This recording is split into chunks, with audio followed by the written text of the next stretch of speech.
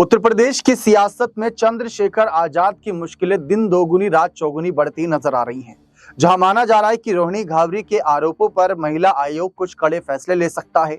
हाल ही में महिला आयोग की सदस्य मीनाक्षी की तरफ से बयान भी आया था कि जिस तरीके से चंद्रशेखर के खिलाफ वीडियो और फोटो प्रूफ मौजूद है, इसके साथ साथ नगीना की महिलाओं से भी बात की गई तो पता चला कि चंद्रशेखर का व्यवहार कुछ अटपटा है।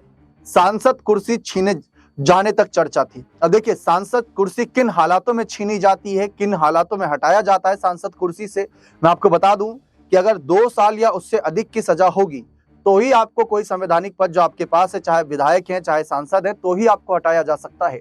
एग्जाम्पल के तौर पर हाल ही में अब्बास अंसारी का मामला आपने सुना होगा। उनको 2 साल की सजा हेट स्पीच मामले में सुनाई गई, जिसके चलते उनको उनकी जो मऊ सदर सीट है वहां से उनकी विधानसभा की सदस्यता रद्द कर दी गई और अब वहां पर उपचुनाव होगा।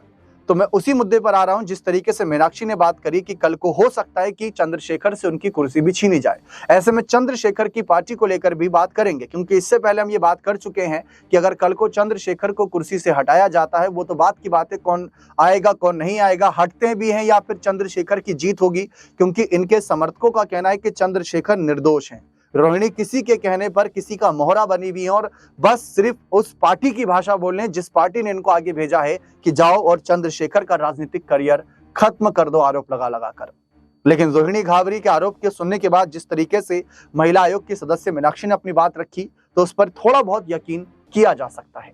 लेकिन फिलहाल ये माना जा रहा है कि अगर कल को चंद्रशेखर कानूनी जांच के दायरे में आते हैं तो किसी और को अपनी पार्टी की कमान सौंप सकते हैं। कौन हो सकता है वो? चंद्रशेखर के बाद पार्टी में कौन?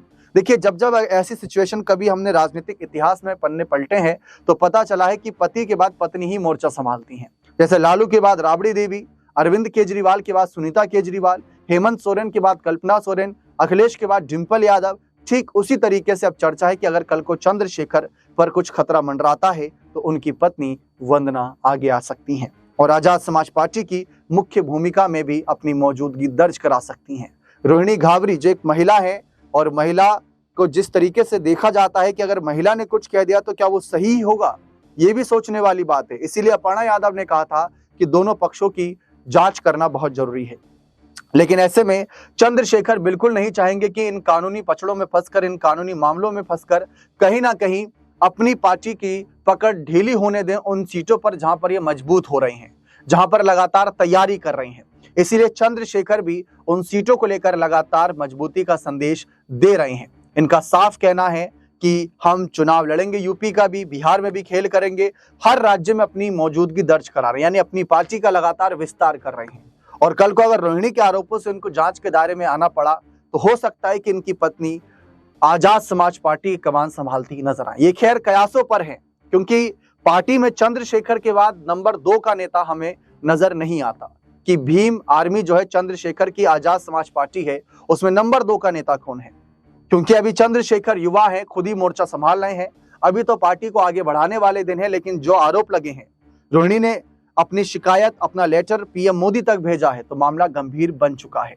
और इसी गंभीरता को देखते हुए सवाल है कि चंद्रशेखर पर अगला कदम क्या होगा कानूनी तौर पर।